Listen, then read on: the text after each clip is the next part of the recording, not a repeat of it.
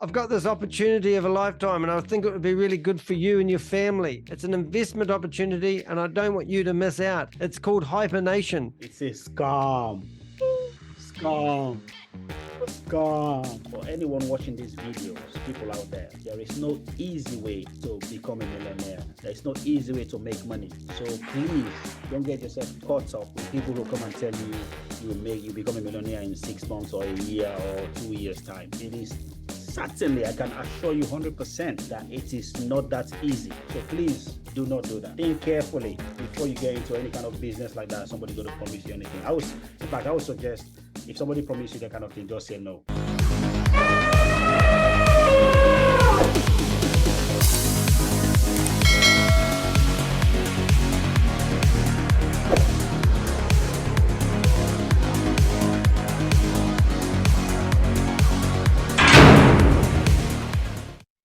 Welcome to the What the HEK Podcast. I'm your host. I'm Danny the HEK.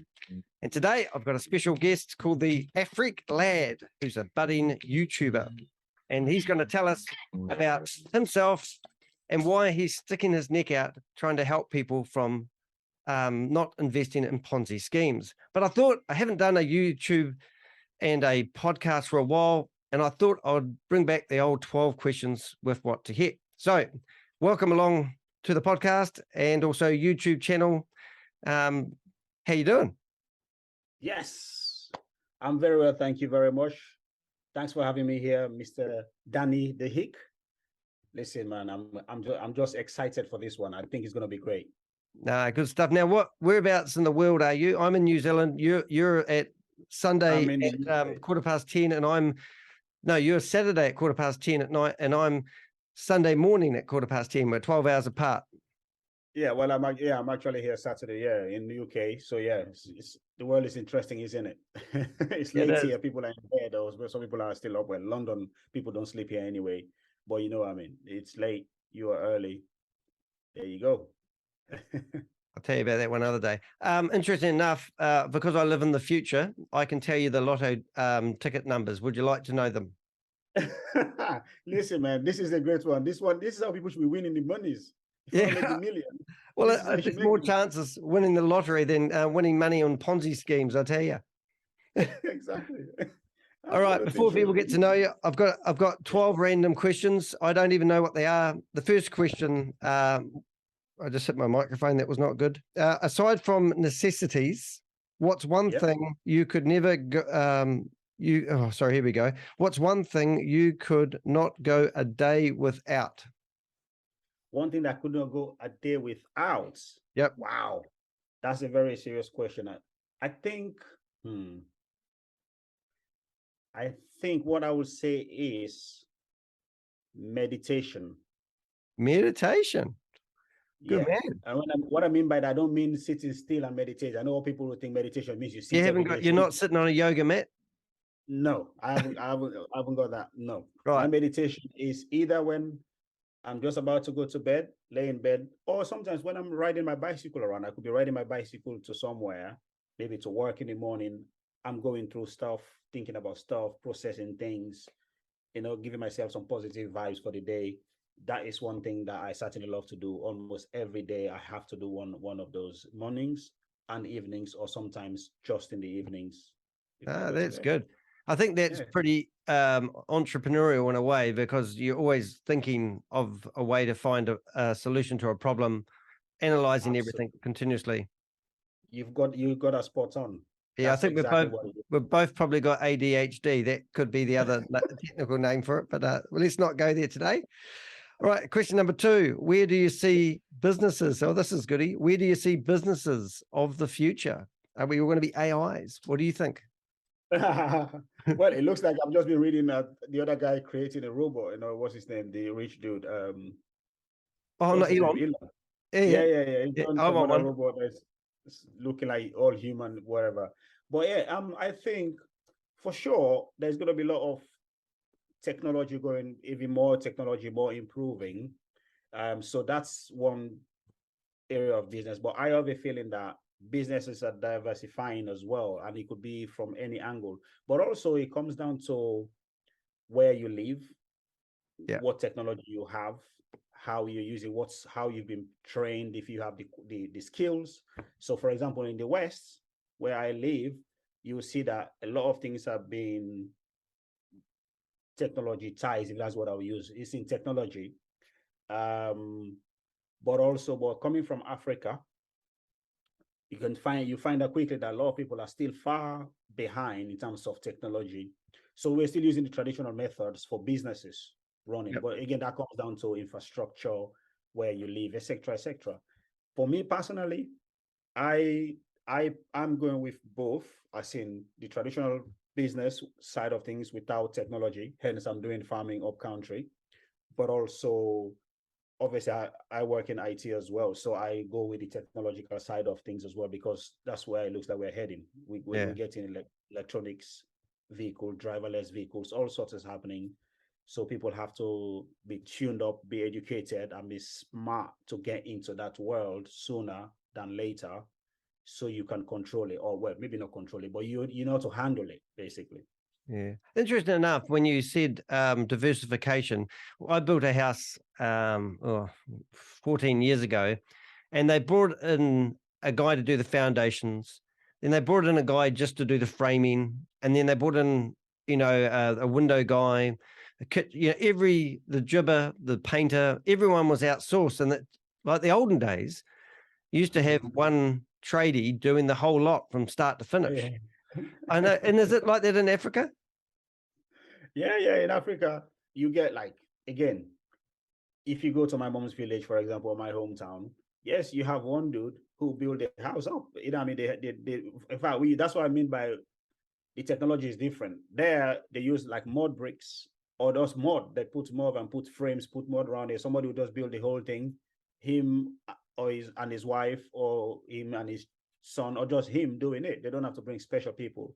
But of course, in the city, and especially the advanced African countries, the ones that are more advanced than the others in terms of development, they do similar thing like this as well. They have a contractor where then that contractor, they have somebody who builds the tiling, somebody who does the windows, and somebody who does the bricks, and somebody who does whatever, the plastic, the painting, etc. All those kind of different things are there. But that's for mainly cities. Up country is completely different. Yeah. So you reckon Elon Musk might have a bit of trouble with his AI building houses? Listen, that guy looks like he's taking over the world. He's doing everything, isn't it? To the moon now, or whatever I call it. He's going to space. Yeah, no, he's going to Mars. I think that's where the ecosystem is heading. There's wonder he's not into that. Thank goodness he hasn't started his own metaverse. We'll be doomed. Okay, what do you most regret not having done? What would you most regret not having done by the end of your life? That could be a bit morbid. I know you're in good health. I hope you're in good health. I am in good health so far, touch wood, and thank God for that. What if I have not done that before I go to my grave? What would I mostly regret? That's a tough one, because for me, I don't worry much about regrets. I just see that if anything that I haven't done, that's it. It wasn't meant to be, and I haven't done it. That's why I try now. I try to do everything in my power that I can. Anything that I know I can do, I try to do it. If I can't do it, or I made a mistake, I didn't do it, I don't see that as a lesson and learn. But if we are going to talk about something that I might regret that I didn't do, I go to my grave without doing it, it's probably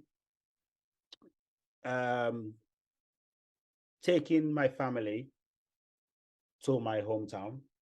That's probably one thing I would regret. If I could not take my kids to my hometown, then certainly I'll regret that one, because I want them to go there, especially with all what I'm doing there. I want them to go. I want them to connect. I want them to, even when I'm gone, to be there, feel like they're part of there as well, because obviously they're from there. Born there, cool. But yeah. No, I was hoping you weren't going to say buy yourself a membership with HyperNation, but I'm glad you didn't. Sorry, I had to say that. All right, maybe that's one thing I'll definitely regret not buying. Yeah. Now this next question is a bit basic for Kiwis, which is New Zealanders, but for you, I'd be quite interested to know, how many languages do you speak? I speak up to 3 right now. Up to 3, yeah. Yeah, so it's not much. Well, basically, obviously, I speak English. I speak Creole. Creole is what we speak in Sierra Leone, mainly, well, over the country, but mainly in Freetown. Then I speak my mom's language, which is Limba as well. So those three I speak. Yeah. Is your mum Understand. got a different language? My mom's got different languages. I'm a mixed person as well, by the way. So my mom definitely speaks a different language. Yeah. My dad different language from different ethnicity. Because we have multiple. Like, it's a mixture. Yeah, we don't get that so much over here, so that's pretty cool. Yeah. Okay. Really good. Here's a similar question, but as I said, they're all random. Where do you see yourself in 5 years' time? 5 years time, my goal is that's a tricky one. The way the world is going, probably join HyperNation. You'll be with Mr. H. Yeah, probably new Mr. H in 5 years time. Yeah, you had to get a mask. Yeah. No, but in 5 years time, what I want to be able to do, or where I want to be 5 years time, is I want to, I probably told you or not, I've started a real estate business back home. So 5 years from now, I want to be able to have 2 more properties built. And then I want to be able to have the farm extended to, like I mentioned to you, that I want to have the beans, I want to have peanuts. I want to make sure my farm has expanded to 3 or 4 more different crops. I want to have 2 more properties built. And then I want to also spend longer back home, as in 6 months there and 6 months here. That's the balance I want to have in 5 years time. That sounds really cool, man. Well, I did have another question that came to mind when you're talking. How old are you, mate? I am definitely very old. Are you? You don't know how old I am, then. You must think I'm granddad. I started to let you guess that, but I would say to you for sure that I am above 30. Oh, about 30. I am above that. Oh, you are? Oh, right. Yeah, I was going 29. So, I'll go 33. That's my heart. It's still not correct. I think you need to go slightly up. Oh, right. Okay, 31. 31. You said 33. I said go up. You went down. Oh, right. I'm no good. See, I told you I'm no good with numbers. It's usually words. No, 34 then. Sorry? 34? Nah, I'm older than that. I'm 40. Oh, you're ancient, mate. Say again? I'm 53. No, I'm 52. I forget. I think I'm 52. You don't know your age. Yeah, no, I'm 52. Well, funny enough, I was brought up in a religious cult, and I used to be a Jehovah's Witness, and we never celebrated birthdays. So right. I don't keep track of my birthdays, really. I literally have to think I was born in 1970, and then I think, what year is it? And it's 2022. Then I work it out that way. I like that. All right, here we go. Another question. What form of public transport do you prefer? And I've got a few options here. We've got air, boat, train, bus, car, but you might have a tuk-tuk. I don't know. Do you have tuk-tuks? What do you have? CNGs? What, do you have those? No, in Africa. In London.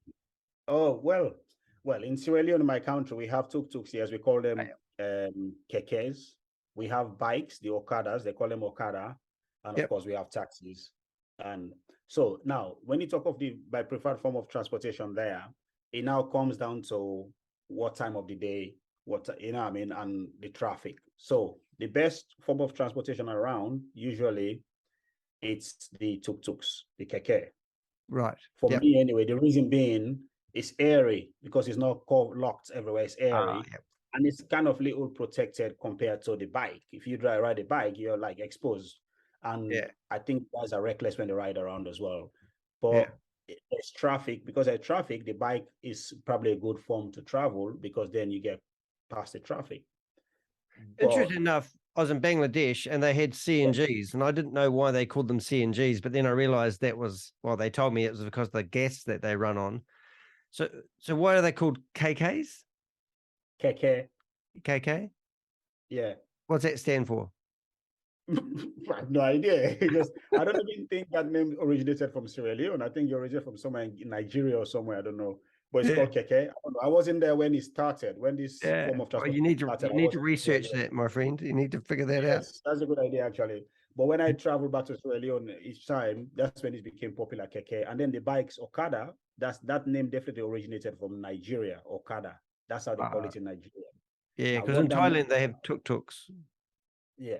Yeah. So I don't have a clue what Okada means, but again, when that whole keke Okada thing started, I wasn't in Sierra Leone anymore. I left Sierra Leone a long time ago, but I do go every year, so and twice a year sometimes, so I get to use them.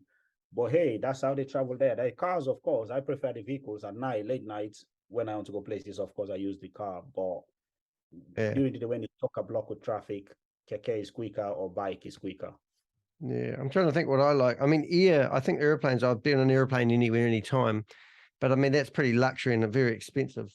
Hold up, I'm just going to stop my dog's biting a cable. In your bed. Wait. He's biting the lighting cable. Do you mind in your pixel? Look, oh, boy, he's naughty. Chewing on a cable. Don't chew on the cables. All right. I think we've had that conversation now. All right. So is your glass half full or half empty? I know the answer to that. I'll let you answer. Come here. I think my glass, I would say, if I'm honest with you, this glass half full, half empty thing, it's not, I don't worry about it. It's not my thing. For me, I just carry on. So I don't honestly know what the difference. I've not sat down and think, okay, what's the difference between half full, half empty? What's that? What does that mean even? I don't even have a clue. All I know is some people, I think when they say half full, does that mean they still got somewhere to go? Something like that. And then half empty. What does it mean? I don't have a clue. It just means are you positive or a negative Nancy? But, yeah, I see. Well, I tell you what though. Sorry, mate, you go. No, I like to consider myself as very positive. I always have I have positive mindset in life, and yeah, it just with how I do things, I like to be very positive. That doesn't mean, of course, I don't stop and check and critique certain things, but I like to have a go at things and do them and go for them, really. No, that's good. I had a young girl come along to one of my meetings on Thursday, and she basically had been reading a lot of self-help books, and she said you need to know your why. And I'm going, yeah, I'm 53. I've read a lot of self books. I've gone to a lot of courses, and I think she was 29. But I think at that age, you need to go through, they repeat a lot of the stuff you've heard from Rich Dad, Poor Dad stuff. And a lot of that half glass full thing and all that. I've sort of heard it all before. Like I get the positive, how to keep the mindset and blah, blah, blah. But that's what I think of when I hear some of those sometimes. Yeah, but sometimes that's how they get, they try to ask you these stupid questions to know it, to just basically try to read you, and then you see something, they know, okay, that's the one we can go for that person, I mean, something like that. You've got it. All right, if you could live anywhere in the world, where would it be? I think it's going to be home with your mum, I'm guessing. It's going to be absolutely home. That's exactly where I'll be living. Home. It's warmer. It's much more, it's warmer. People are more friendlier. I don't live too far from the beach. So whereabouts are you at the moment? Are you in the UK? I am in the UK. Yeah. I'm in the UK right now. I didn't realize. Yeah. I was sort of trying to figure out your messages there for a wee bit, and then I realized you were saying let's tee up UK time together. That explains the 12 hours. So how often do you go home? I absolutely go home once a year. That's for sure. I have to go once a year. Yep. Or other times I go twice a year, sometimes 3 times a year, depending on businesses. Like I said, I'm doing the real estate business now. So, but I have to go once a year. That's definite. Well, good stuff, mate. Okay. Mate. Here goes another. Have you been to Africa? Eh?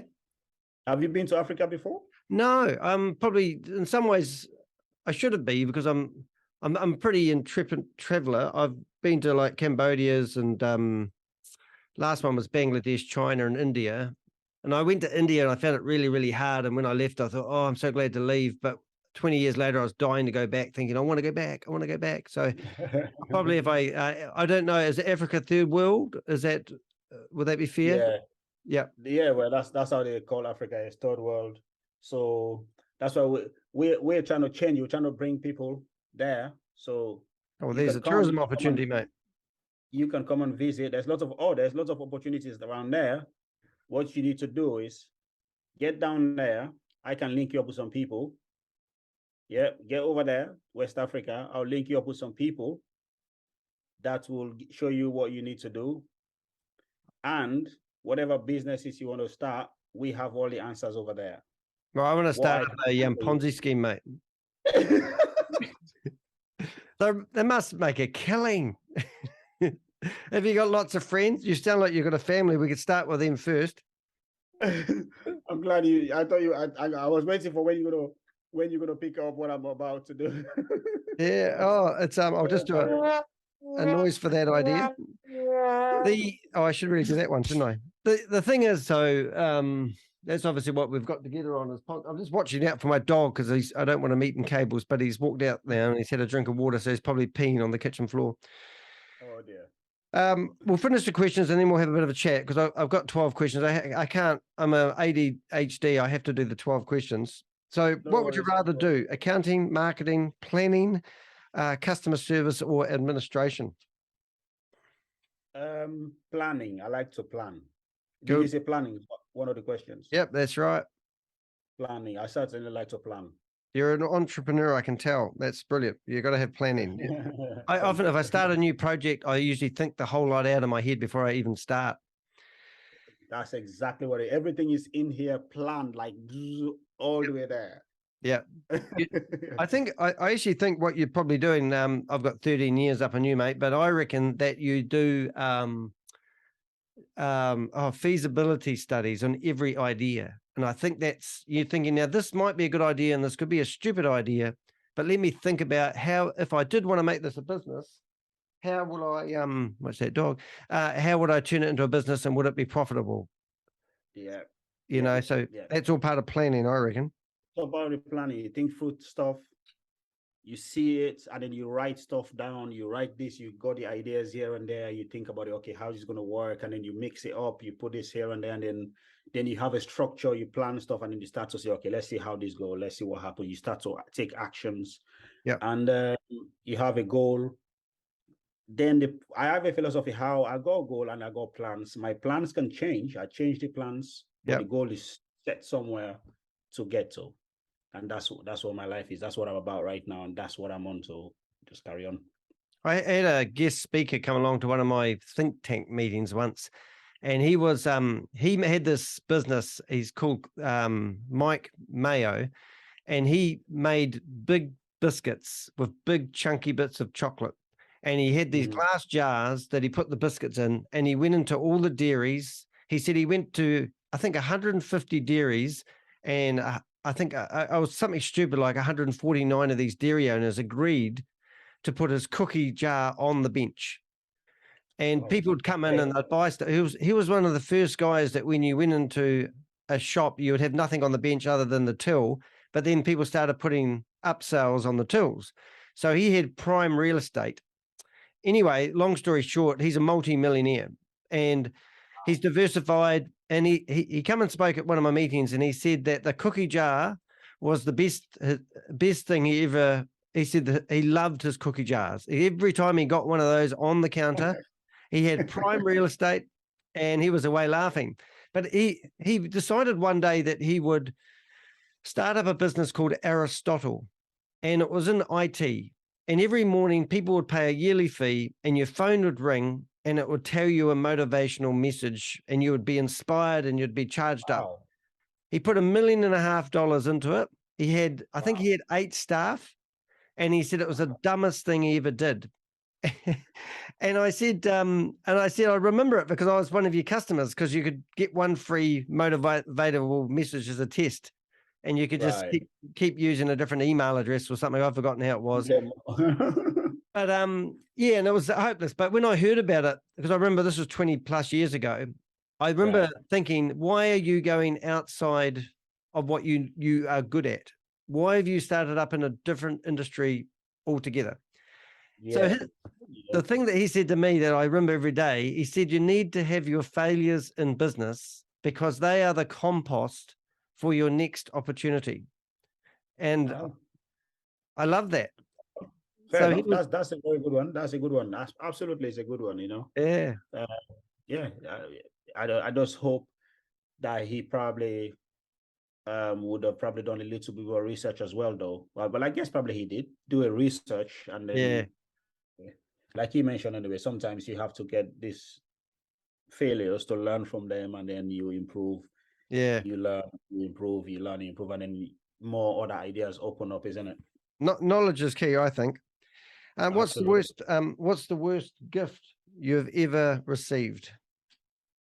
Gifts. Yeah. What's the gift somebody's given you and you've gone, oh my God? Oh, yeah. I think outfits. Outfit. Yep. That's an outfit and it's interesting. It's actually from my sister. She's probably not going to like this now. If she sees this podcast, I'm going to talk about it. Drop her in it, mate. Don't worry. Don't hold back. I remember I went home and then my sister prepared a gift for me. It was, I don't know what she was thinking. I don't know because she knows me. She's seen me. Yeah. She made the outfit. It's double my size. You have to have a gold necklace and a silver dangler on it and walk around like you're trying to be stylish, that sort of style. I was like, because she was hoping that I'm going to make him these nice African outfits so he can have that when he gets back to the UK, use it in the summer. I looked at it, I was like, whoops, that's not me. What's going on here? This is too big. So yeah, that was cool. Like, I've not used that. Well, I accepted it. Thankfully, she wasn't the one who brought it. She sent somebody else to bring it to me. So I just said, oh, say thanks for me, blah, blah, blah. And I wrapped it. It's still in the suitcase somewhere. Wow. When I was younger, I painted and wallpapered, because I used to be a painter and a decorator, my girlfriend's father's house. And she said to me, oh, what do you want? Do you want to be paid, or do you want Dad to get you a gift? And I said, no, I'm quite happy to be paid. So he decided that payment was too expensive, and he bought me some bright green socks and a bright green top as a gift for spending 7 days of my life painting his, and I just couldn't believe it. But that was, I still have flashbacks, but it was just. That's sometimes that's what Dad's doing. It give you something that they say. Well, in fact, you're lucky they give you socks. He would have said, "Listen, all those years I paid your school fees." Right, the last question: what motivates you to get up in the morning?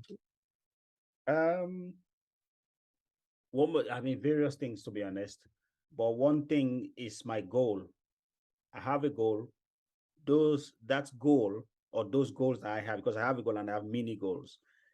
Those are what motivate me to get up in the morning and say, hey, you've got to get up and go achieve your goals. Go take the day. Go bless people. Go touch people's life. Because part of my goal is about supporting people as well. Right. So I feel like I have to get up and do that. Get to talk to somebody, support people, especially back home. I do a lot of work back home, a lot of charity work there. And so I have to get up for those people. And I have to get up for my family. My family is definitely one key reason why I get up as well. Plus, for myself. Yep. I'm going to get up and look after myself. I went to bed at 2:30 last night, and I was quite tired because I was trying to record a session of Hyperverse, but that's a different story. And then I thought, I've got to get up. So you motivated me to get out of bed this morning. I was lazing in bed on a Sunday morning. Bit of a laugh. Sorry, I didn't let you rest. Enjoy your Sunday morning in bed. Yeah, no, it was good stuff. All right, you've answered the 12 questions, and people are probably wondering how we know each other. I was searching around the internet, and I found this video that popped up exposing a Ponzi scheme called HyperVerse, and I loved it. So I reached out to you and said I'd love to do a podcast with you, and look at us now. We're doing a podcast. Here we go. Yeah, no, that's good. Life is interesting, isn't it? You meet people, you just get to go around and you see, there's somebody there that we have some kind of frequency that matches, that we're both like in this thing that we just want to be on the right side of history, basically supporting people in our own way. And it's funny how I was watching your videos. I was searching of these people as well, and I came across your videos. I was like, whoa. This guy is doing exactly what I'm doing, or maybe you're doing better than I do because you've been on it for a while. But I thought, wow, this would be great to get in contact. And then one other day I was watching your other video. I saw on your intros, the way you do your intros, I saw my video popped up. I was like, whoa, what? He's got my video on his video. I didn't expect that. I was like, what? He's got my video on his video. Well, that was funny because one of my images was on your video when I watched it the first time, and I thought, oh, cool, because it's always a bit of flattery when you see your artwork turning up on other people's channels, and I think, no, it's good. And I think what I've found, there is a community of people out there that actually that just can't believe these Ponzi schemes and are literally, trying to warn people. I don't know if you saw the last one I just did, but it was about Mike Lucas. And I watched it this afternoon. Oh, and it's crazy. And you're sort of thinking, first of all, I have to watch myself, because if I think people fall for these scams, I think, oh, what are you doing? You're greedy. You're trying to make money quick. Did you really think you're going to get 3 times your rewards? And then when I listen to Mike's story, I'm actually thinking, oh my goodness, this guy really believed it. And he's at that age where he trusts people, and they just led him along by the hand, took $25,000 of him, and he has never taken any money out because he's loyal. And now, boom, gone. They're just going after vulnerable people. Whoever that is, that person that he was naming, had seen this dude. He knows, oh, I'm going to he's an old dude, he's vulnerable, and he's poor. If I just sweet talk him, show him that he can make three times his money, that's the idea. And then show him all this fancy stuff, maybe show some fake stuff, whatever. Show him, look, I retrieved some money, I withdrew this money. Show them certain things and convince them. And of course, this man is desperate and he's poor. He's thinking, wow, well, my retirement money is so small. If there's this opportunity to multiply that by 3, I'm going to go for it. What can I lose? And this guy is giving all these fancy things, but they don't explain to you all the bigger risks. They do like what that other guy does. What was the other guy's name? Pinakee Naaaaikkkk or whatever, talking about. No. Pinakee Naaaaikkkk. That's how you call it. Pinakee Naaaaikkkk. Talking about the world as if it is us versus the world. How he's saying some of the stuff I listen to him saying, I'm like, what is he talking about?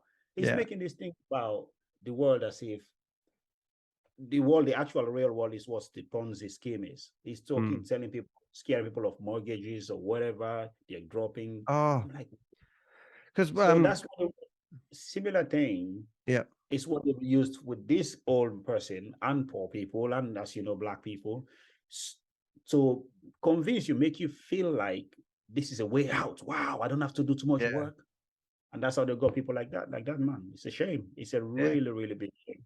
And for his, what I picked up on him, he said that it was only for 600 days.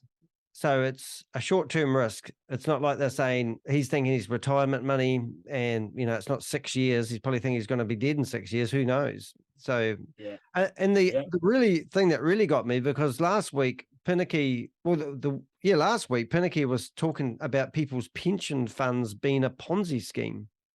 I saw that.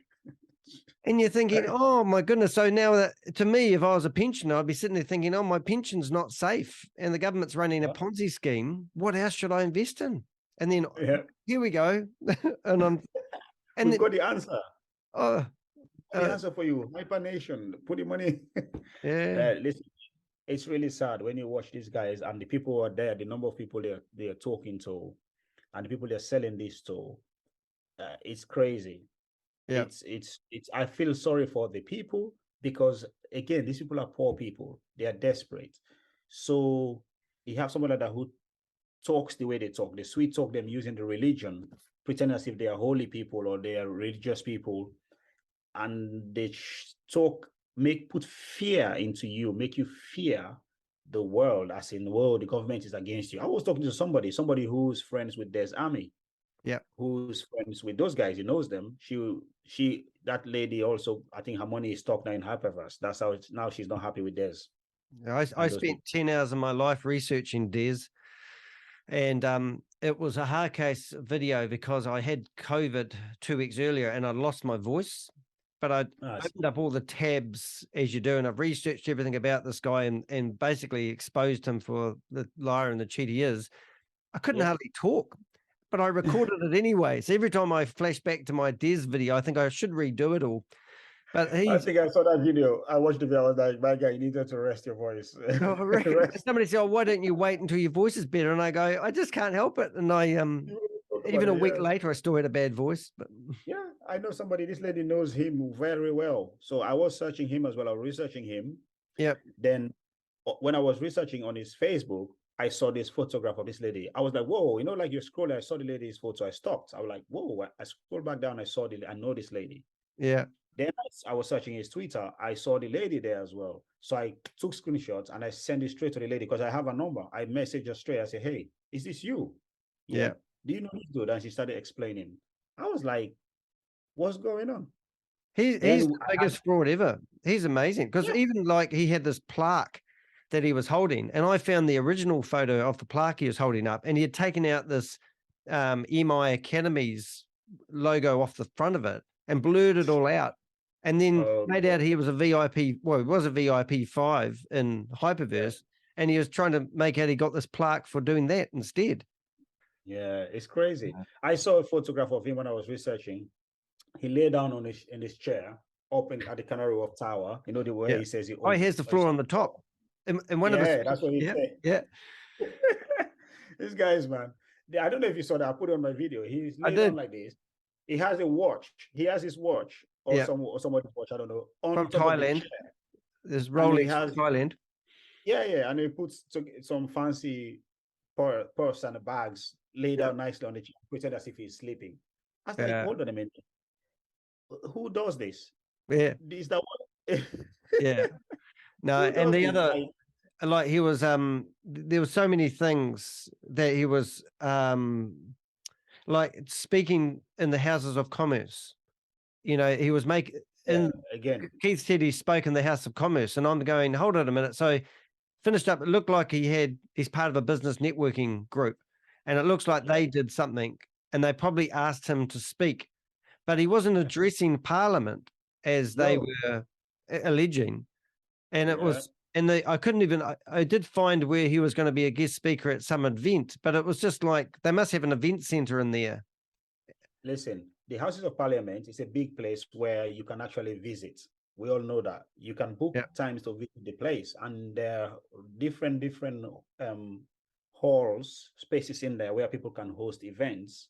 Yeah. And people can go there. You can even meet with probably one of the MPs who probably help organize it. That doesn't necessarily mean you're in the Houses of Parliament. You're actually in the chamber addressing Parliament. But as you know, that is what they do, isn't it? Any chance, any kind of thing, like I'm going to be at the Parliament building to do something, they put it down as I was addressing the Parliament. Yeah. Bro, you're not addressing Parliament. You just went there on some kind of occasion. I have a friend who works there who've invited me there a few times to just go visit for tea or something. I just have not had the time to go. I could have gone there still and say, "Oh, look, I was at Houses of Parliament as well, pose with my suits." Yeah. And then the real funny thing was when we found out that he doesn't have a floor on that fancy building he's in. He only rents room 26 from Regis, which is a co-shared office space. And I used to have them coming along to my meetings, so I was quite familiar with that company who does that. They do it worldwide.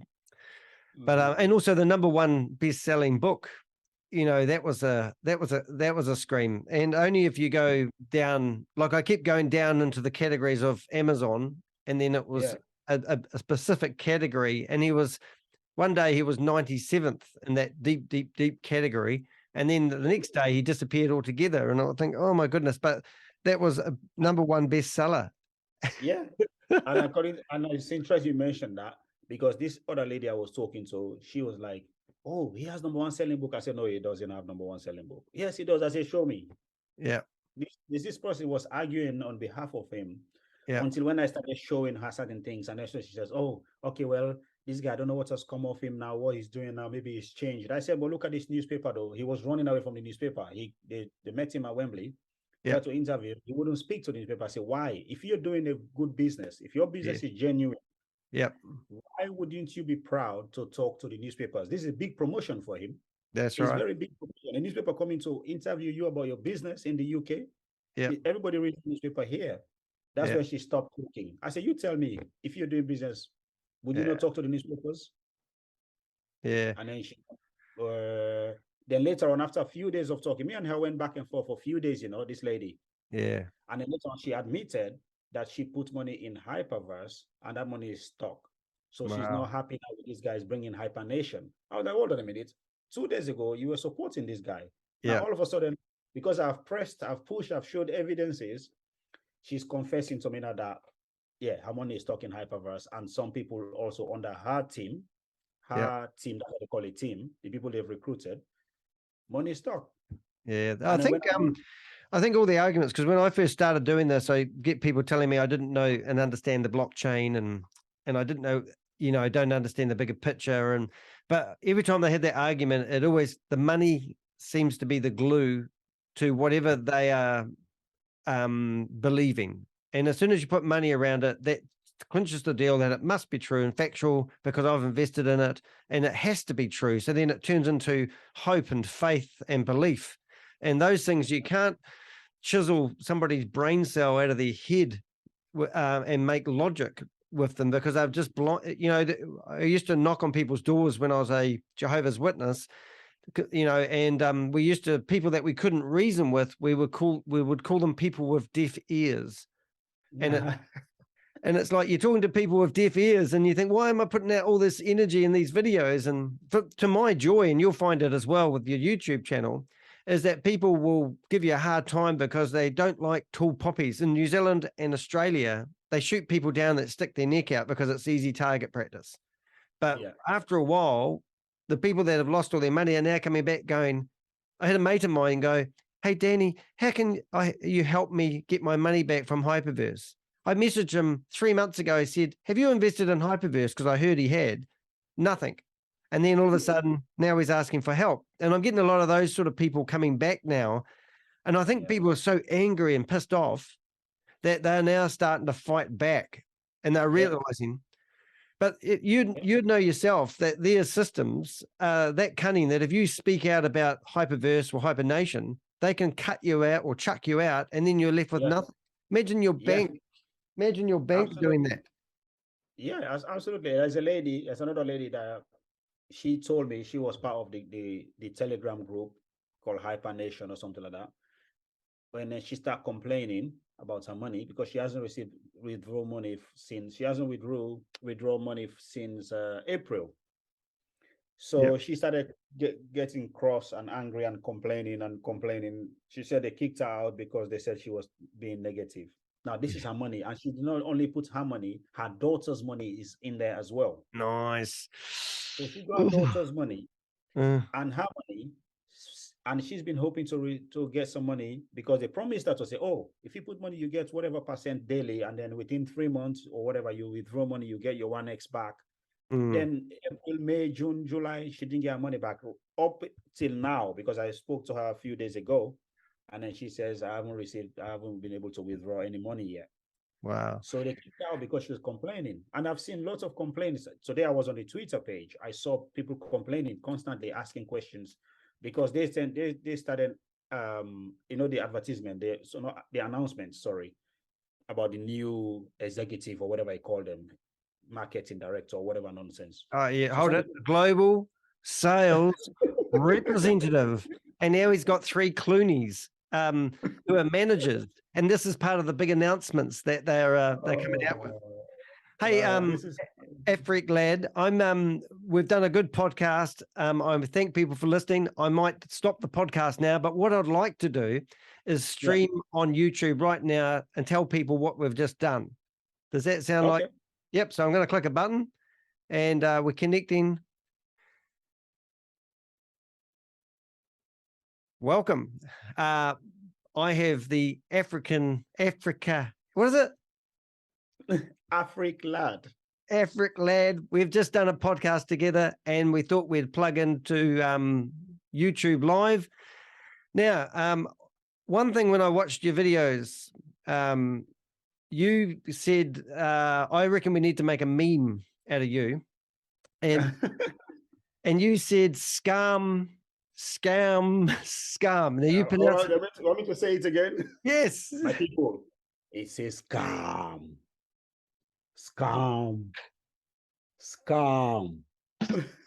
Brilliant. Nah, that's brilliant, man. We're going to make a meme out of that.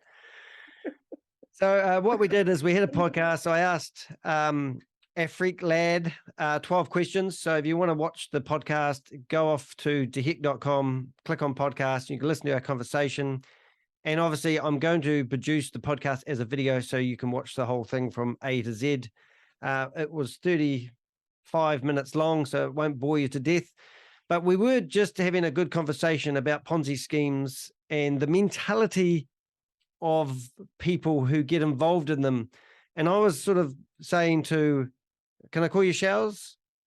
Yeah. Yep, Showers, that I sort of criticize people who get involved and think they're getting rich.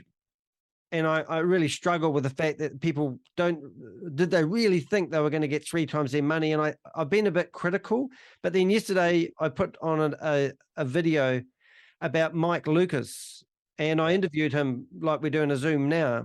And I could understand that he'd been led down the garden path. He'd been totally misled, and they'd managed to siphon $25,000 out of his pension fund. And not only that, the guy that led him down the garden path, he would have received at least 15% of that in reward money for introducing him. And it's basically daylight robbery. And I felt really sorry for Mike Lucas. So how did you feel about that, mate? Well, I saw the video. I was like, gosh, you see, this very old man who is just trying to get on with his life. Here comes this young guy or whoever that person is, basically scammed him. I felt so bad for the money. I felt like, this is disgusting, really. This is awful. How can you treat somebody like that who is vulnerable? How can you do that to another human being, in fact? Yeah. So for me, I just feel like this is the reason why we're here and we're talking about these kind of things. I feel like these kind of people need to be exposed, need to be talked about. We need to see their faces and shame them. And obviously, if there is any kind of, I mean, there are laws around MLM, etc. But you wonder whether there are things that the government can do more in our countries to protect. They're so slow.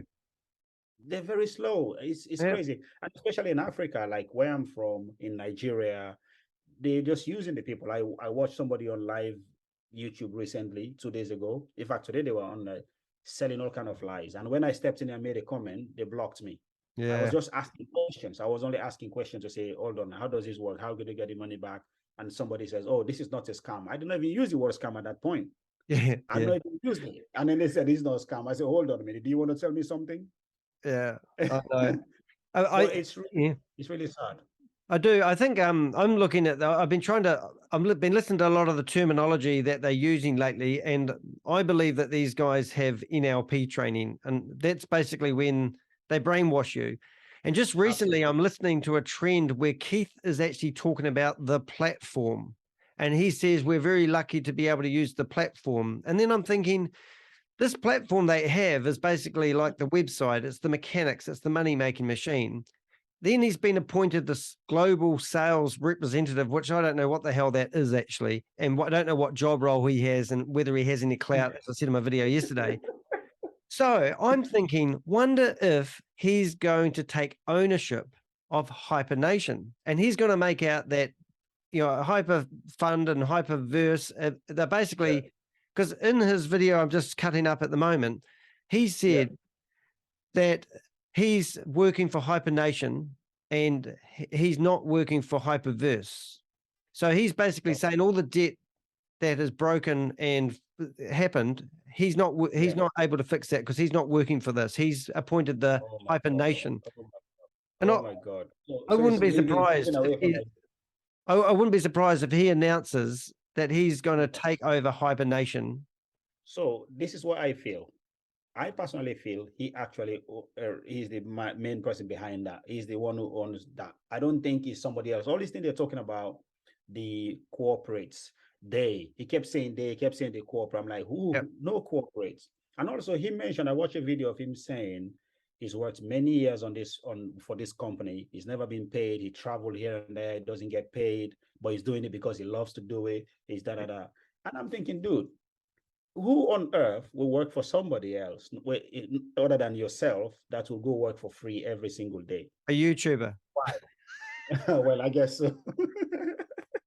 Yeah, I guess so. We can. I'm actually in charge of the promotion of Hyperverse and Hyper Fund, whatever it is. Crazy. No, you're right.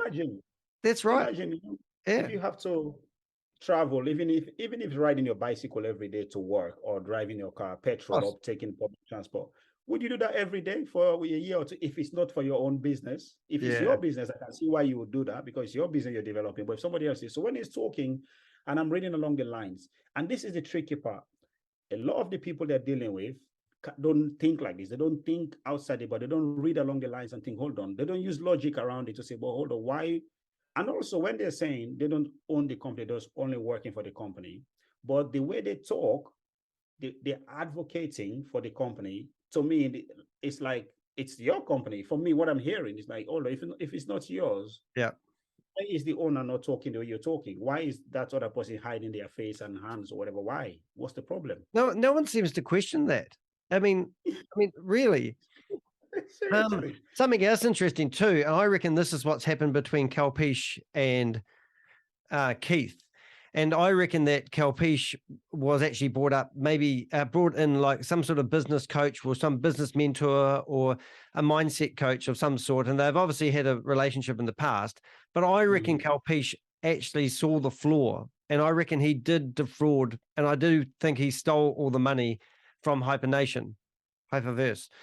So, and then I reckon if Keith's the lead guy, and then Kalpesh has taken all the money, why don't we know what's happened between Kalpesh and Keith? Keith. And it would make sense. I mean, I don't know if the video you edited recently, you posted recently, you noticed Keith was saying the branches fell off. When the heavy wind came, we cut some branches. I was going like this. You're shaking the branch.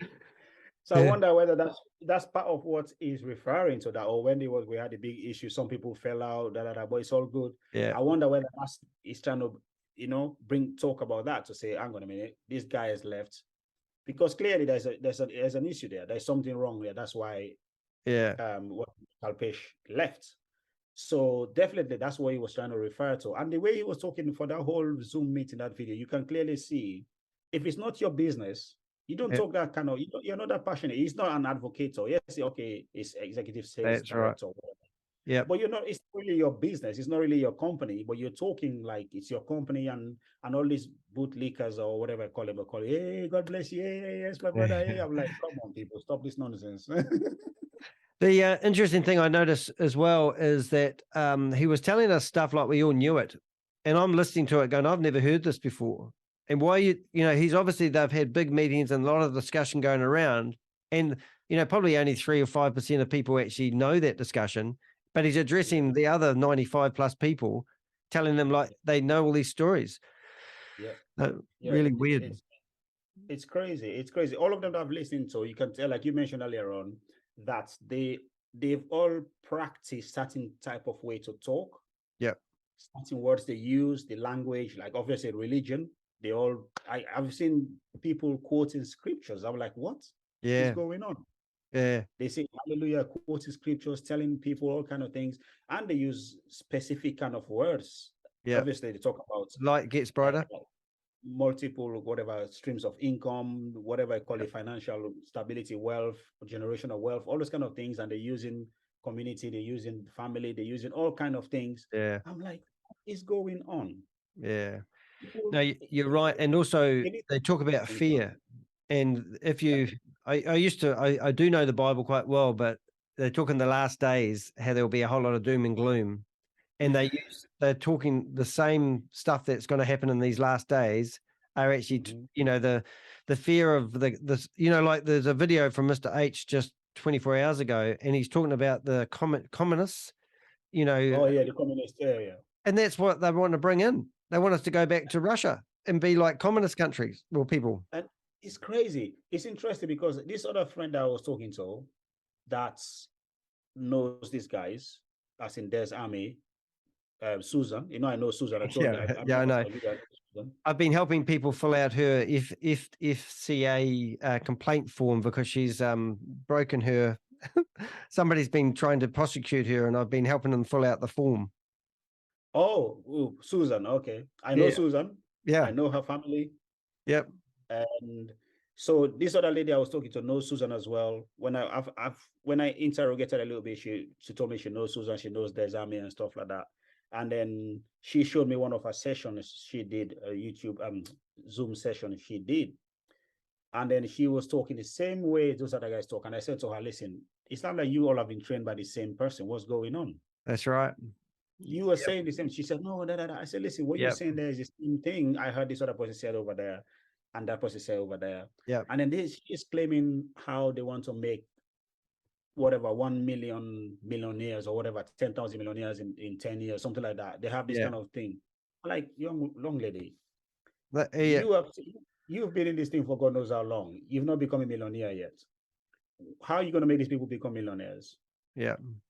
Apart from that, you know for sure that this is not as easy as the way you guys are making it. It's not easy to make money. It's not. You're not going to become a millionaire overnight. You're not going to become a rich person in 6 months or 1 year, unless if you're not to win a lottery. Yeah. Or maybe your parents left you some huge money somewhere. I don't see how that works. Anyway, I kept talking to this lady, and then some of the things she mentioned, I'm like, come on, you better stop this. I said, please stop. Especially you're dealing with your own people, Black people, Africans. How many of these Africans have the technology, have the knowledge, can even read and write properly that you're talking to? That understands this. Yeah, I've seen them in their meetings, and they've got people who have got cell phones trying to buy crypto so they can buy, manage their crypto wallets on their cell phone because they don't have computers. And they don't. And I'm sitting there thinking, and they press the button, and that's like Mike Lucas's. He was held by the hand to invest, but never held by the hand to take his money out. Exactly. And that's exactly what happens.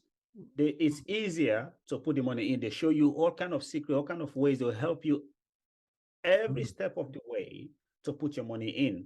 Now, to get the money out, it becomes a problem. They'll say, oh, go to your upline. Oh, talk to this person. Oh, don't worry. Oh, okay, wait, be patient. Right. They tell you to be patient. And the more you ask, they see that, oh, you're negative. They said, oh, we need you to be positive. We need positive mindset. It's an investment. You got to understand it. Anything you're investing, you will lose the money. You should be, it's possible that you lose money.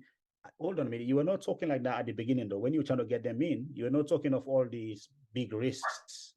Yeah. Instead, they were saying it's the same thing like a real estate. You can lose money in real estate, And yes, there's truth that you can lose money in real estate, but I don't see why you're comparing that with what you're doing, because what you're doing is nothing. You're just faking people. What you're doing is all fake. There's nothing behind. There's nothing they're going to gain. You know that. Well, Pinakee Naaaaikkkk was going on about people's pension funds and how the government's running a Ponzi scheme with paying people their pension funds. But I'm going, well, they're still getting the money, mate. They're still getting paid their pension. So it hasn't stopped yet. And I'm sure that the government, if they do that, the whole world, all the blockchain will stop running, and if the world's going to be that much doom. It's the same thing. This other lady was arguing me, she was saying, because we're talking about the bank, the fiat money and crypto, whatever they're doing. Well, the banks, they're using your money to do business. If you sometimes want your money in the bank, if you want to take like 10,000, 20,000, you need to go through all these questions and answers for them to give you your money. I don't want that. I want this freedom. I can get this and that. Yeah. And I said, but hold on a minute. People have been waiting to withdraw their 1x, their own money they put in this hyperverse thing since April. They haven't got it back. Yeah. Who is going to chase them? I say, at least you can go to the bank and argue that it's my money. Yeah. And your money, they give it to you. If I put 10,000, I left it there for 1 year. Even if the bank used that money to do business, when I come back a year later, my 10,000 will be there, even if it doesn't give me interest. Let's say the bank did not give me no interest. You've listened to my YouTube channel. I've used that exact scenario. And then the other bit I added into it was I do drop shipping, right? So I sell $3,000 worth of products. I make $1,000. I go put it in the bank, and now I have $11,000 in the bank. So $11,000. I had 10. I've had a 10% increase in savings, and that's how it works. Yeah, the people are talking about real estate. They're arguing this stuff. And I said to them, okay, I have properties right now. They pay me rent for those. Yep. For the last 5-6 years, I have rent coming in. Yep. And my property hasn't depreciated to the point where I'm going to lose it. You know what I mean? It's still there. It's still growing in interest. And I get rent paid every time. And then when I'm using that to reinvest into something else, into another building. You don't get an IOU? You don't get a piece of paper with an IOU on it telling you that you've got so many HU in the bank and you'll be fine? And you go to the bank and you go, can I use my IOU? And they go, this isn't worth the paper it's printed on. Absolutely no. No. What I've got is buildings with proper agreements made. Me and my tenants, we sign the agreement. Yeah. We take the paper, I take my bit. when the year rounds, you pay my money or whatever, or however we've agreed. If it's monthly, you pay my money monthly. That's it. You carry on living there. I do my business straightforward. You don't have to go recommend anybody else for you to get anything. I think the timing for all this is quite interesting. I had a big rant on my last video because Keith was actually giving me an insult about my suit that I was wearing, and that he was giving me a hard time in LinkedIn chat because I rent a house. And then he's talked about me quite a few times. I don't know why, but they seem to criticize people that aren't wealthy. And I think, when you get wealth, I think everyone would like to have unlimited, no money worries. And they're selling a passive income. I kind of get people want that, but that's not what they're offering to deliver, not what they're delivering. But I mean, you don't have to be wealthy. I mean, I've traveled poor country. I've been to 35 countries. I went to India, and you'd go meet a taxi driver, and you'd take you back to his family, and you'd have dinner with the family, and the first thing that they hand you when you walk in is normally their kid, and they go, "This is my son." And the family qualities that people have that don't have the money is something that these rich, wealthy people who think money is the true to happiness. They miss the boat. I mean, would you really think you're better off sitting on a pile of money knowing that you've scammed your friends and your family out of their money to get your wealth? Absolutely not. Listen, even for me anyway, even apart from scam, let's say I made scam. Yeah. One more. Scam. Yeah, that's it. Now we're talking. Apart from scamming people, what I'm trying to say is, even when I make that big money, I mean, right now I don't make that big money, but what I'm making is enough to support me and my family. And from that, I support other people because I don't feel comfortable having that. Yeah. And I know people who are struggling, genuinely struggling, and I'm just going to go there and show up, especially when I go back home in Sierra Leone. In England, not so much because here, most people got more money than me. Yep. And relatively people live, I mean, there are people on the street still begging or whatever, but what I'm saying is, the basics, we have the basics here in the UK compared to when I go home. When I go home in Sierra Leone, in Africa, there is far less, and you meet far more people struggling there. You're not going to get a Lamborghini? You're not taking a Lamborghini home and a gold necklace? No way. I don't know that. If you check, so you're going to call yourself AKA, what's your handle? AKA African Lad, Crypto King. Afrik Lad. AKA Afrik Lad in the building. Yeah. Your boy in the building. I've got to get my hat. Yes, definitely get it. I've got my hat. That's dope. Oh, there you go. I'll do the no neck thing. AKA Afrik Lad and AKA I'm Mr. .com now. There was a .com. Road. Sorry, mate.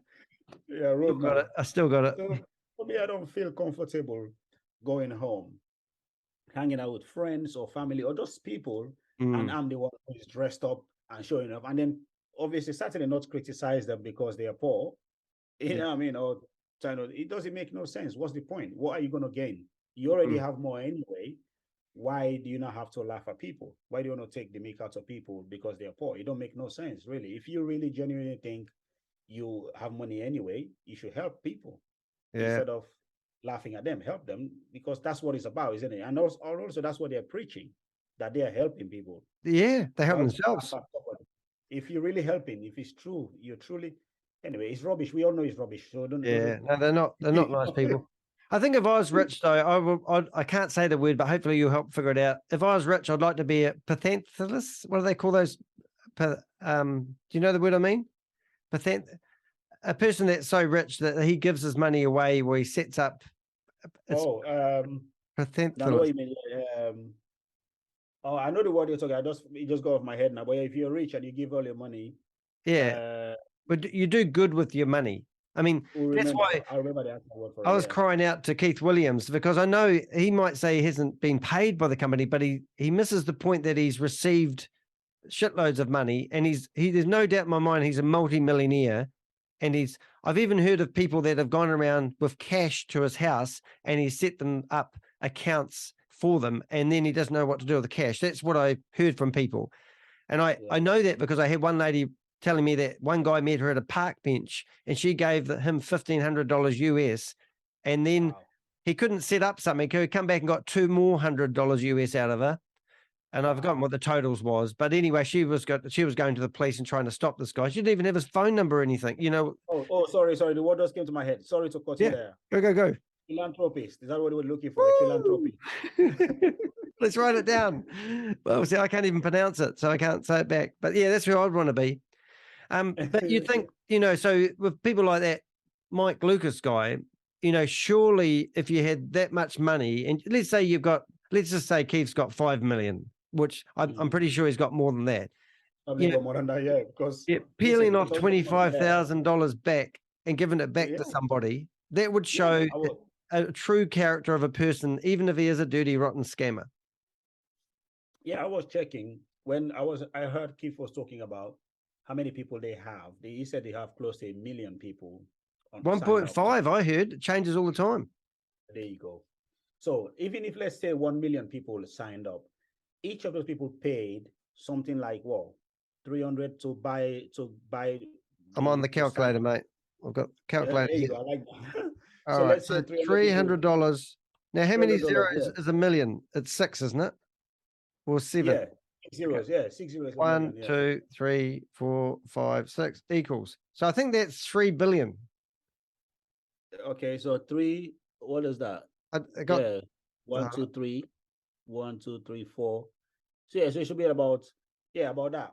Because I worked out the $4 billion scam. About 1.5. Well, it's 4.5 billion, because Kalpesh Patel actually said to Keith Williams, well, he actually said in the chat, where has the $4 billion gone? Who's got that? So that was something I've actually been chatting. He replied to me after all this time. Kalpesh Patel replied to me, and that was when I sent him a message basically saying, how stupid is Keith Williams putting a target on his forehead, telling everyone that he's the global sales representative for HyperNation, the biggest scam in the world. What was he thinking? He wrote back and he said, basically he was saying that he's lying to people. And I'm going, aren't you lying as well? But they're all the same. And it's like, but he didn't push wee.global down my throat, or the other one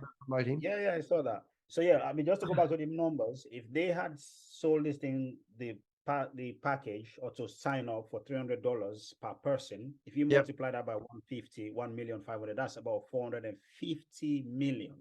Wow. Easily. And you and I know people obviously invested more. Yes. So imagine just to buy in, to say, okay, this is me signing up, this is my $300, that makes them 450 million easily. So originally there was 5 VIP 5s, and Keith Williams and Brendan Chunder, Bitcoin Rodney, and I think Clayton Ford, all those guys were there way at the very start. So technically speaking, all the money that we just talked about, they would get a percentage of that in rewards. Yeah. Yeah. Absolutely. So that if there's $4 billion, that's friggin' shitloads of corny. Imagine that. And then people obviously buy all these things. They said you have to add more money to get to this next stage. Put this, and people put 10 grand, 30K, whatever that is, 50K, 100K. Imagine how many millions these people have been. No wonder they're all over the place. They're in Dubai. Most people put more than the 300 in, like just using Mike Lucas, 25 grand. And honestly, I was speaking to a VIP 5, and he actually helps me. He feeds me the videos, so he's still involved. And they blocked New Zealand from getting access to the hyper community. Anyway, I'm still getting the videos because I've got people on the inside who hate this crowd, which I love. Because other people are not happy with them anyway. And some people, I think also, some people are stuck in this system. They're thinking, okay, I can't get out now. I'm stuck in this. Either because they also hoping they're going to make money, or they think if I leave now, this guy's going to come after me. That kind of funny stuff is all happening. Maybe that's why some people are not even leaving. Because this guy that I know, this lady whom I told you, her money is stocked in Hyperverse. She's friends with them. She works with them. She's recruiting people. She recruited people into Hyperverse. She putting people into PLCU, all this Novotech, and then places. But now, because her money is stuck, and some of these other people underneath her, their money is stocked as well, she got cross. She sent me screens of her complaining, challenging them, and got cross with them to say, why are they bringing up HyperNation when they haven't sorted out people in hyperverse yet. So she wasn't happy with that. So she was complaining, blah, blah, blah. I said to her, well, maybe this is time for you to actually dissociate yourself from these guys and call them out. Yeah. You've been part of that. You know them well. It's your opportunity to at least change and make a difference. So I think she's still thinking about it. I said, you need to stop. Because I know her well. I know her very well. I got her telephone number. I spoke to her over the phone for 2-3 days. We're talking. They're just too far invested, aren't they? Yeah, they're too far into it. And then, of course, to get out now, it becomes tricky. And I said to her, all the people that are underneath you that you call your team, maybe you should give them proper advice now to tell them the truth that this thing is rubbish. You know what she's not doing? No. She's not talking about the elephant in the room. Yes, let's address the elephant in the room. Yeah, I reckon. I think I don't know. I'm trying to look at the psychology of it. I'm trying to think if you had all the power, like what would you do to stop this? Like what would you do to stop HyperNation? I mean, obviously get Keith Williams out of it. Yeah, well, everybody. What happened? First of all, pass a law, because don't forget that these kind of things, you probably got more control in your country where you're in charge. Whatever is happening elsewhere, you may not be able to control that. But That's in right. my country, I will pass strict laws to say any form of that kind of that's name or whatever that is that you're doing, any form around it is illegal completely. Yep. Like, take the internet off them. Yeah, and then actively go after these people. If somebody complained about them, go after them. Make it quicker. Make it a quicker process. You understand? Make it a quicker process and make it slow, because people get fed up. People might think, if I complain to the government or to whoever the agencies are, it's going to take maybe forever for them to get to these people anyway. So the money's gone. And I have to go through and fill all these forms and stuff. I don't want to go through that. You want to make like an emergency thing. People ring. There's a specific number dedicated to where you can call. Yeah. And you have some secret police or wherever that turned up to say, yes, give me their details. Next minute, if you know the address, we're going to be at their address. So why don't they do that? Because that's so, to me, I'm thinking that's so simple. I mean, it's either illegal or legal to promote a Ponzi scheme. And if you look at Hyperverse and you look at these people in these Zoom meetings, how can they deny that they're not involved in a Ponzi scheme? Exactly. Well, you see now, I was reading here in the UK, the laws around this MLM, etc. Now, they clearly stated that if you're doing MLM or pyramid scheme, especially pyramid, that's how they put it, pyramid scheme is illegal. However, if you're doing MLM, if the MLM involves selling a product, there's a product actually they're selling, it isn't illegal. That's what they're trying to say. But if it is, so basically that thing gives you the gray area, isn't it? To say, well, the MLM, if you're selling something, it's fine, but if you're not selling anything, then it is. So what these guys will do, they will pretend as if there's something they're selling in it. They will say, look, we have a product that we're selling this, we're selling that. So they get around it in that form, in that way. So that's what I mean by it. They have to make it clear that, listen, if you're doing MLM, it's illegal, forget it. If you're doing, because they know, according to what I was reading, they know that most people in MLM going to lose. Yeah. They know, they've said most people will lose, and they know that it comes down to you recruiting somebody else in order for you to make the money. So if you know that, if you're an authority, just say full stop, boom. And also the other thing I think I could do, they should do like, sorry, a big tank. Yes, they should blow them up. Yeah, you know what they did for the gambling and cigarettes. That if I'm for the gambling here in the UK, I don't know for New Zealand, in the UK, they have forced these guys to actually put out statements, advertisement on TV and everywhere to say gambling is not for everyone. Like they forced them, because a lot of people are losing money through gambling, and is causing all kind of mental issues, etc. Because there were no regulations or whatever. So TV advert promoting that Ponzi schemes are dangerous, like cybercrime. Yeah, that's what I mean. Yeah, awareness. Because that's what I believe that we're doing. Like, I think that's the mission is, the internet's great. I mean, I get every now and again, I get people complaining about my videos, trying to get them offline. And I'm thinking, there's so much red tape, as if these guys are going to prosecute. Keith Williams going to send me a legal letter to tell me that I've defamed his his good name. I'm looking forward to that letter because that's the first thing I'll get printed and framed. But I mean, it's just disgusting that they get away with it. But then often YouTube does remove some of my content, and you think, why can't you look at this and see that these guys are crook and leave it out there? Because that's what I'm trying to do, is name and shame these people, make people aware. That's because of all this gray area that is around it. You know what I mean? And like, that's why I said, as a government, they need to step in and put this as a proper advert. Force all the, like now we have BBC for example here. Yeah, they should put it on BBC, because that one the government don't have to pay for that. They would, because if you put it on the other private TV, they might say it's tax or whatever we're paying. But we already pay BBC anyway. We pay TV license. So why not put on BBC every day or every 4 or 5 times a day? They'll pull it up to say this. I think that's a great idea. I do think awareness is everything. I mean, I feel for people like Mike Lucas. He's a prime example of the people they're targeting. And I remember being a Jehovah's Witness, right? And I used to knock on people's doors, and you'd knock on their door and they'd say they're not interested. And you'd go, well, is it Jehovah's Witnesses you're not interested in, or is it religion? And they would go, oh, religion. And then you'd go, I understand that, because religion's responsible for a lot of the mayhem in the world at the moment. Wouldn't you agree? And before they knew it, they were having a conversation with you. And then you'd say, I'd like to share a scripture with you. And you'd go off. But then I think some people would just slam the door and tell us to F off. But we would walk to the next house and the next house until you found someone that would listen to your message. And that's what these guys have discovered, that the people that 60 years above, the people that are trying to build their pensions, they're going after these guys, the people that don't understand crypto but listen to the advice of a friend. And they know the demographics. They're not going to these crypto geniuses.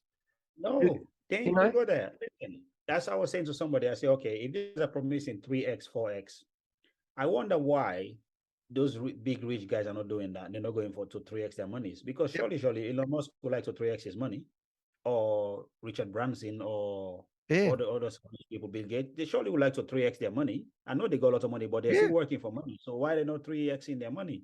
Do you watch Shark Tank? Yeah. Yeah. Can you imagine? There was a guy that went on there trying to promote a Ponzi scheme, and it was a reward card. They just shot him down. And I can imagine Keith Williams going to Shark Tank and pitching HyperNation. Or let him go. Over here we call it Dragon's Den. I watch all of them. Go to the Dragon's Den and go tell them you can 3x your money and see what they will say. This is what I don't understand. That's why sometimes I'm thinking people who live here, in particular in the UK, who are exposed, why are they not researching or why are they not asking these questions? What's going on? Again, it comes down to desperation. When people are desperate, they're poor.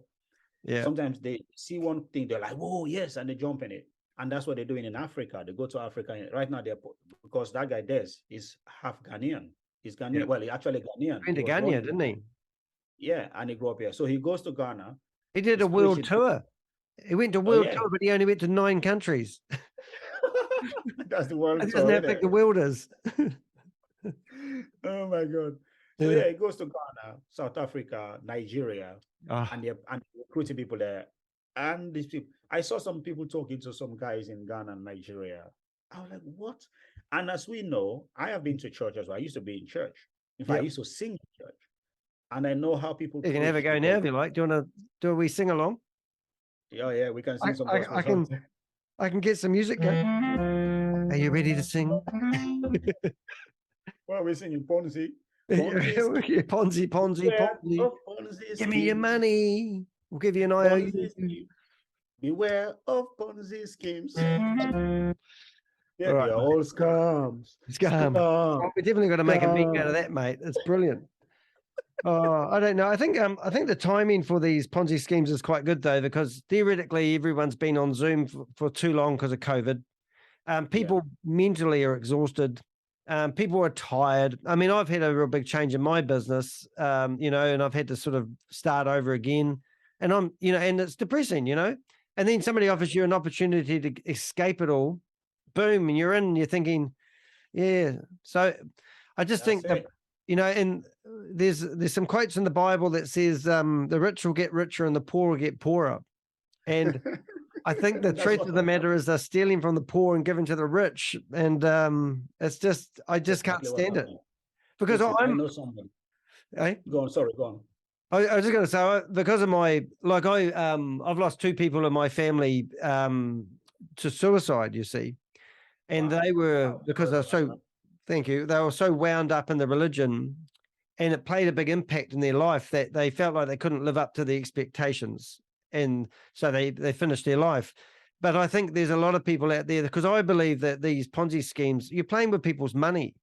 And I reckon the effects of it all could actually push people over the edge. So it's more than just fooling people out of their money. It's affecting people's mental health. And yes, I think I think it was one of your videos as well. There was a lady who mentioned how, excuse me, there was a lady who mentioned how she invested, I think, 100K. Yep. And she said she loaned the money. She loaned it from a bank.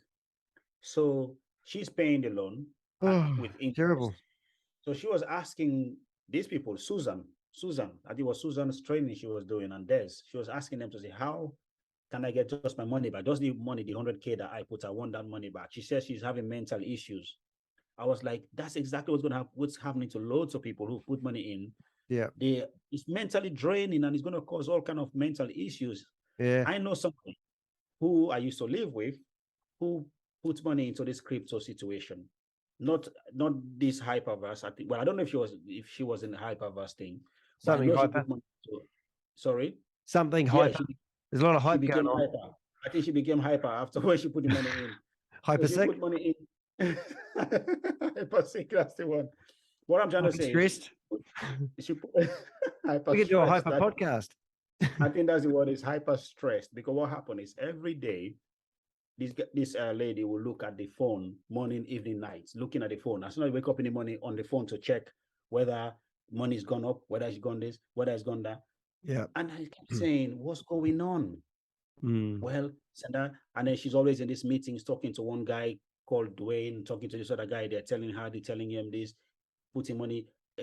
That's when I found out about the PLCU, putting money in PLCU, the farm here, farm there. And they constantly checking all day, every day. And you can see that this person she's not rest. What's the word? She's full There's unrest.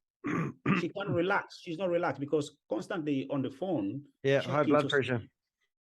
Checking to see whether the money's gone up or it's gone down. And that's just constant. I was like, wow, you don't want to be in this kind of situation. It's too stressful. That's mentally draining. That will affect your mental stability.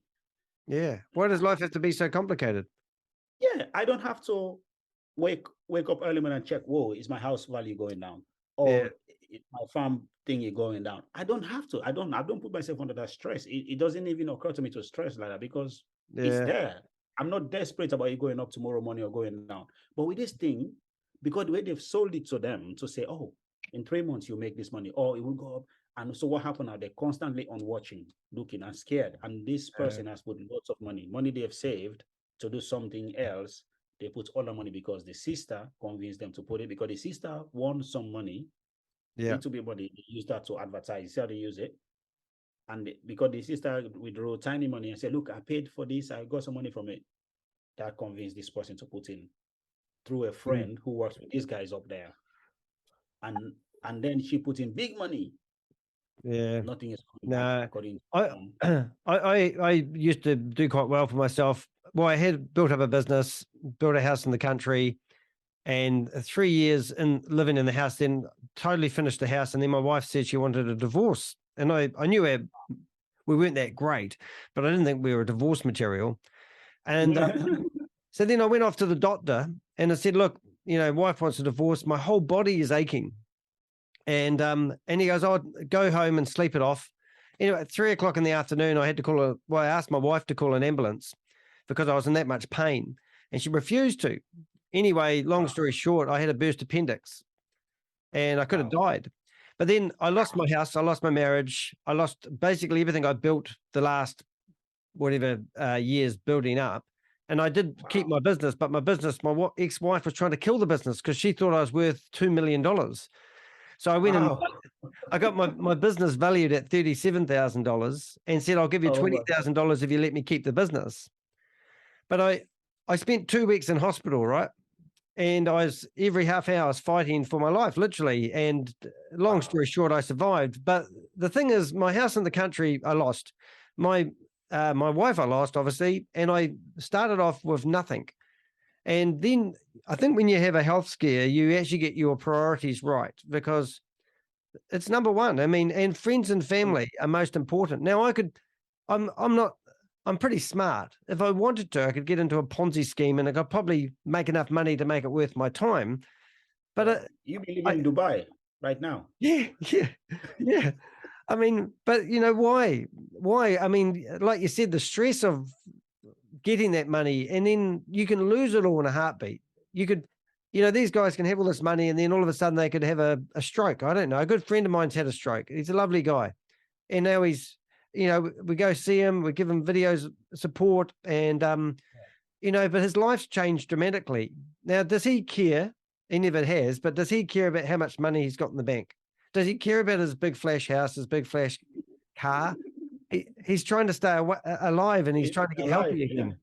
Yeah. That's what's important. Staying alive. Listen, I learned a good lesson about that recently as well. My cousin died recently, a few weeks ago. Sorry. Of cancer. So this is a guy, good looking, huge, tall, it's fine, carrying on his business.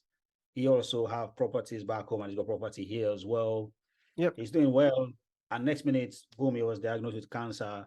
Within the space of 2 or 3 months, he became smaller than me. He was thin. Wow. When I went to the hospital to see him, I couldn't believe it was him laying there. Couldn't move, couldn't speak, nothing. His body's gone down because they took him. So when they diagnosed him, he was already stage 4.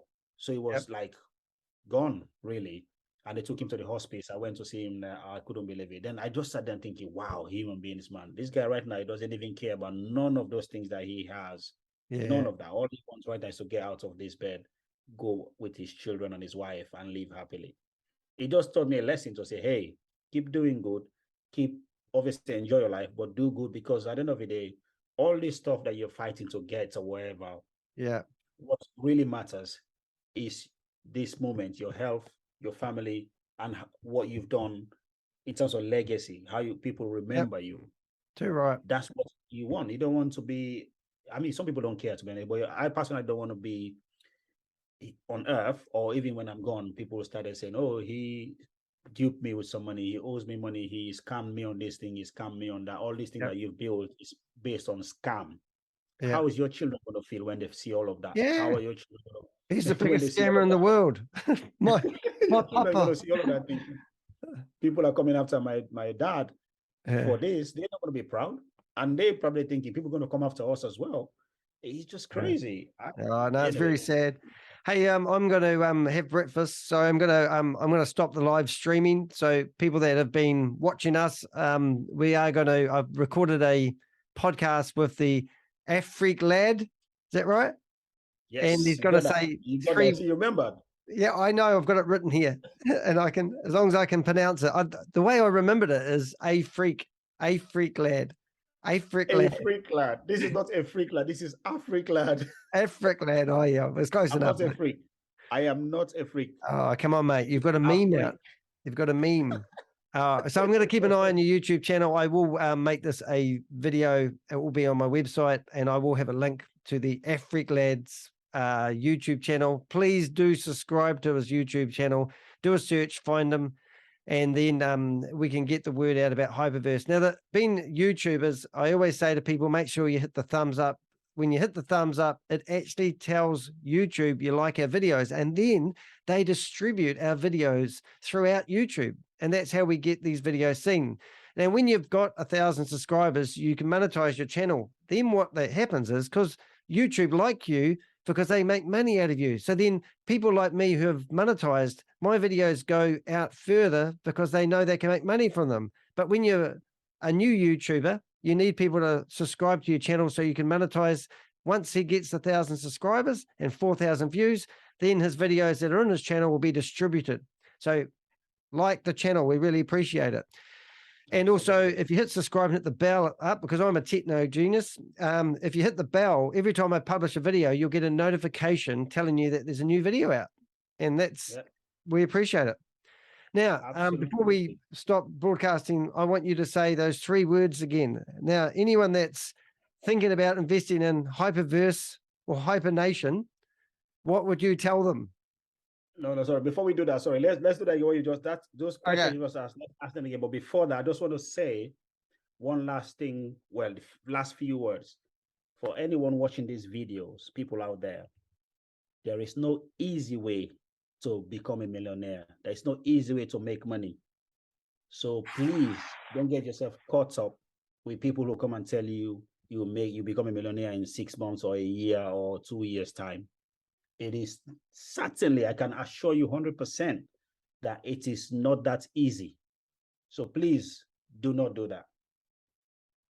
Think carefully before you get into any kind of business like that. Somebody's going to promise you anything. In fact, I would suggest if somebody promises you that kind of thing, just say no.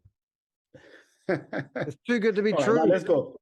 Now ask the questions. All right. So the questions is, I've got to do this this thing here. Do you know what I do that for, mate?